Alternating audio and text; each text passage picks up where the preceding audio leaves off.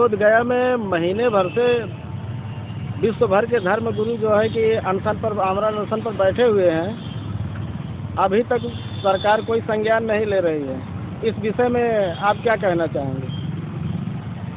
इस विषय में कहना चाहते हैं, जब तक महाबोधि बुद्ध विहार की मुक्ति के लिए कोई आश्वासन नहीं मिलता, तब तक धरना प्रदर्शन जारी रहेगा। और ये जब तक जारी रहेगा, जब तक उसकी मुक्ति नहीं मिल जाती। आज कौन सा दिन है धरने का? आज छठवां दिन। छठवां दिन है। हाँ। आगे धरना बहुत बड़ा भी हो सकता है। हाँ, बड़ा भी हो सकता है। अनिश्चितकालीन है ना। अनिश्चितकालीन। आइए और लोगों से भी जानकारी करते हैं, क्या प्रतिक्रिया देते हैं। पूरा डी कुशवाहा जी, राष्ट्रीय अध्यक्ष जी, अखिल भारतीय चेतना संघ। जो क्रमिक अनशन चल रहा है, इस विषय में आप क्या कहना चाहेंगे? ये DTMC जो है 1949 को जो बनाया गया एक्ट, ये भारतीय संविधान 1950 को लागू हुआ। ये अवैध हो गया, तो अवैध तरीके से ये महाबोधि महाविहार बोध गया में जो है ब्राह्मण लोग कब्जा किए हैं, जिससे पूरे विश्व में, भारत में नहीं पूरे विश्व में भारी जन आक्रोश है। अगर इसको सरकार, भारत सरकार, बिहार की राज्य सरकार अगर हल नहीं करती तो पूरे दुनिया में जो है हाहाकार मचेगा। और भारत सरकार को इस समय अपनी ये शासन व्यवस्था भी संभाल नहीं पाएंगे। इतना विद्रोह, आक्रोश, भारी आक्रोश पूरे देश विदेशों में है, क्योंकि दुनिया में जो है चीन, Japan, Malaysia, Thailand, Vietnam, Sri Lanka, Nepal आज बौद्ध राष्ट्र हैं। और ये बौद्ध 20 राष्ट्र नहीं, देश के 70 देशों से अधिक देशों में बुद्ध के अनुयायी हैं, जो भारी आक्रोश व्यक्त कर रहे हैं, धरना प्रदर्शन कर रहे हैं। आगे धरना बहुत बड़ा भी हो सकता है अगर सरकार संज्ञान नहीं लेती है।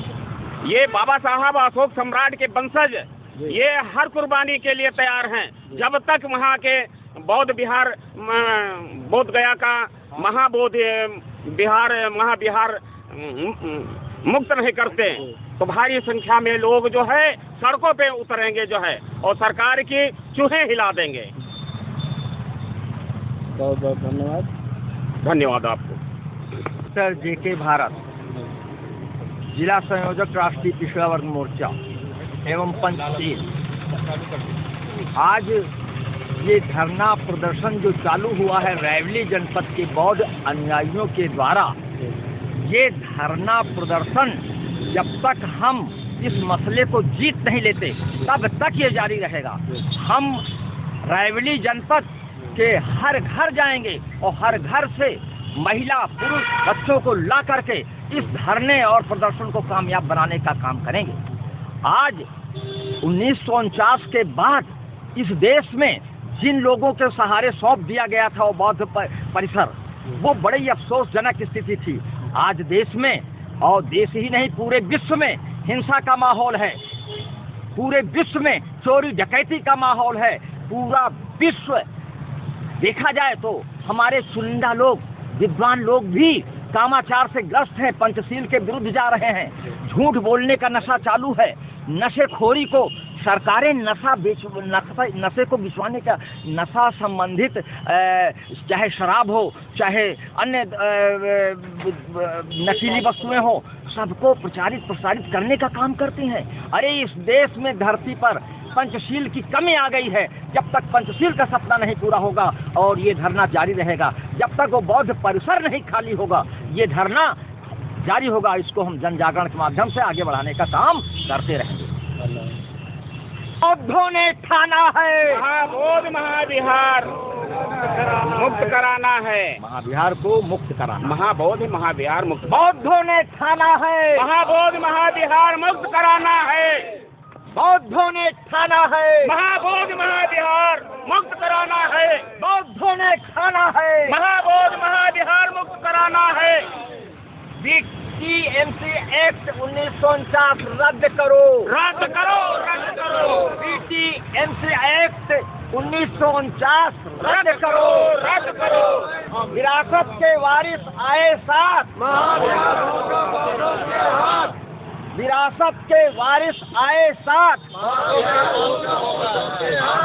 बौद्ध बृहस्पति अशोक सम्राट ने आपके हाथों में सत्ता जो सौंपी है, अब आपकी बारी है कि उसको बचाना है, फिर ठाना है। महाबोधि महाविहार मुक्त कराना है, बौद्धों ने ठाना है, महाबोधि महाविहार मुक्त कराना है, बौद्धों ने ठाना है, महाबोधि महाविहार मुक्त कराना है, बौद्धों ने ठाना महाबोधि महाविहार मुक्त कराना है। बौद्ध महाबोधि विहार के बारे में आप क्या कहना चाहेंगे, जो अनशन चल रहा है? मैं साथ एसएन मॉड एडवोकेट सिविल कोर्ट रायबरेली आज अखिल भारतीय चेतना संघ एवं सभी बौद्ध अनुयायियों के बैरंतरे मौर्य कुशवाहा साग सैनी महासभा तथा अन्य पिछड़ा वर्ग के नेतृत्व में आज हम लोग यहाँ जो 60वां दिन है अनशन का, हम लोग बैठे हुए हैं अनिश्चितकालीन, क्योंकि जो बोध गया महाविहार का मंदिर जो बिहार प्रांत में बना हुआ है, वो सम्राट अशोक महान जो जिस विदेश शासक हुए, जो 3वीं शताब्दी ईसा पूर्व में जिसका निर्माण करवाया गया था, और जो विश्व की धरोहर के रूप में जो है वो दर्ज है, जहाँ बौद्धों का सदैव कब्जा रहा, बौद्धों का वहाँ पर पूजा पाठ किया करते थे। परंतु 1949 में बीटीएमसी एक्ट बना करके उसमें जो है 9 लोगों की कमेटी बनाई गई, जिसमें से 5 बौद्ध लोग रहेंगे और 5 लोग जो है ब्राह्मण समाज के लोग रहेंगे, गैर बौद्ध रहेंगे। लेकिन एक जो है जिला अधिकारी रहेगा जो हिंदू व्यवस्था के तहत उसका संचालन करेगा। अगर वो हिंदू नहीं रहेगा तो उसका पदेन अध्यक्ष नहीं बनाया जाएगा। हम लोग ये मांग करना चाहते हैं, पूरे देश में हम लोग ये आह्वान कर रहे हैं कि जो बौद्ध मंदिर है उस बौद्ध मंदिर को गैर बौद्धों से मुक्त कराया जाए, क्योंकि जैसे अन्य धर्म के संप्रदाय के जो विभिन्न गुरुद्वारा है, उसमें सिखों का मस्जिद है, उसमें मोमडनों का, तो अलग अलग धर्माचार होते हैं। और जो हिंदुओं का है उसमें जो है हिंदू लोग रहते हैं, बौद्धों का उसमें जो है प्रवेश नहीं है कि पूजा पाठ कराए। इसी प्रकार बौद्ध मंदिर को भी जो है उन गैर बौद्धों से जो है गैर जो बौद्ध नहीं है उनसे जो है उसको उन्मुक्त कराने के लिए हम लोग अनशन में बैठे हुए हैं। यदि ये अनिश्चितकालीन कर्मी अनशन है, अगर वो बौद्धों को हाथ नहीं सौंपा जाएगा तो हम लोग जो है रायबरेली जनपद ही नहीं पूरे दिल्ली तक हम लोग जो है इस पर पूरी तरह से विशाल धरना प्रदर्शन करने के लिए तैयार हैं। दादा क्या नाम हुआ आपका? मेरा नाम है जगदीश प्रसाद शर्मा। मैं राष्ट्रीय बौद्ध संघ का महासचिव हूँ और मैं इस आंदोलन को अगर हमारे आंदोलन को हमारे भारतीय बौद्ध समाज को अगर नहीं सौंपा जाता महाविहार को, तो हम ये आंदोलन और आगे को बढ़ाएंगे।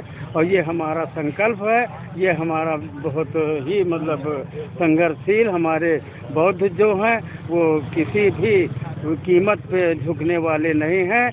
हम ये राष्ट्रीय बौद्ध संघ को आगे और बढ़ाएंगे, जो कि हमारा साथ है। हमारा थाईलैंड, कोरिया, चीन, जापान सभी हमारे साथ हैं। हम बौद्ध विरासत को किसी कीमत में हम जाने नहीं देंगे, ये हमारा संकल्प है। क्या कहना चाहते हैं? मेरा नाम रवि कुमार है, रायबरेली में रहते हैं। जो बीटीएमसी एक्ट 1949 में लागू हुआ है भारत का संविधान, 26 जनवरी 1950 को लागू हुआ है। और ये एक्ट जो है भारत के संविधान के लागू होने के पहले लागू हुआ है। और भारत के संविधान के अनुसार जो है देश इस समय चल रहा है। इस एक्ट का इस समय कोई मतलब नहीं है। ये सब भारतीय संविधान के अनुसार दंडनीय अपराध है। जो कब्जा है वो 4 बौद्ध है, 4 ब्राह्मण है, 1 पदेन जो है जिलाधिकारी ही बनता है। तो वो एक का कोई मतलब नहीं है।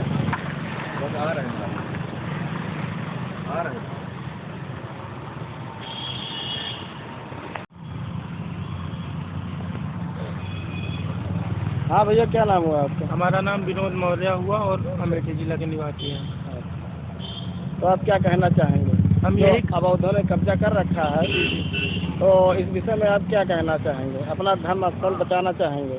सर्वप्रथम करुणा के सागर तथागत भगवान बुद्ध को नमन करते हुए हम यही कहना चाहते हैं कि ये जो भाजपा सरकार इतनी समय है, क्योंकि बीटी एक्ट जो है 1949 ये उस समय उस परिस्थितियों के हिसाब से जो लागू कर दिया गया है, लेकिन अब हमारा बौद्ध समाज जागरूक हो गया है, वो अपने विरासत बचाने के लिए अब सक्षम है। तो जिस तरह से महाबोधि बिहार में तथागत भगवान बुद्ध की मूर्तियों को ये पंडा और पाखंडी पुजारी लोग बता रहे हैं कि ये अर्जुन, भीम, नकुल, सहदेव हैं, और हमारे इतिहास को पर जिस तरह से ये कुठाराघात कर रहे हैं, बहुत ही निंदनीय है।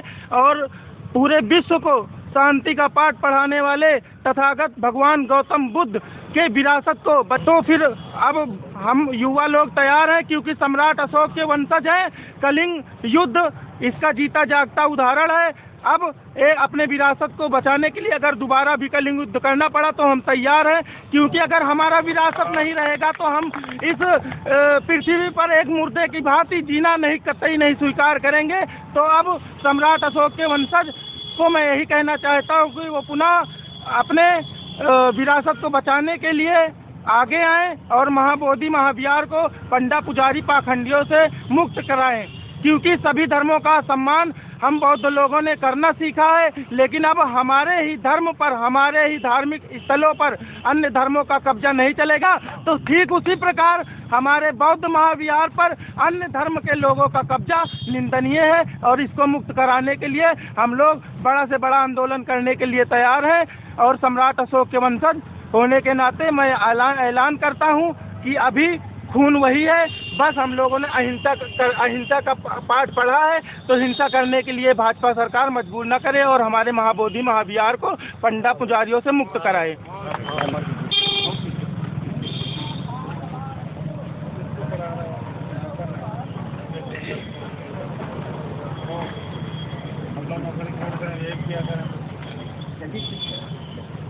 अपन दे रहे हैं, जिसको जहाँ पहुँचाना है आप लोग ऊपर से जाना चाहिए, वहाँ जाना चाहिए। अब इसको पढ़ के क्या करते हैं? टिकट में ही जाता है। नहीं ठीक हो जाएगा तो नहीं, लेकिन तो महाबोधि बिहार के विषय में ज्ञापन मिला है, उसकी मुक्ति के लिए आप क्या कहना चाहेंगे? इसमें आप लोगों ने लिखित रूप से जो आवेदन किया है और उसमें निहित भावनाएं आपकी जो भी हैं, जहाँ तक पहुँचाना चाहते हैं, किसको संबोधित है, ये हम पहुँचा देंगे, वहीं से निर्णय होगा। धन्यवाद।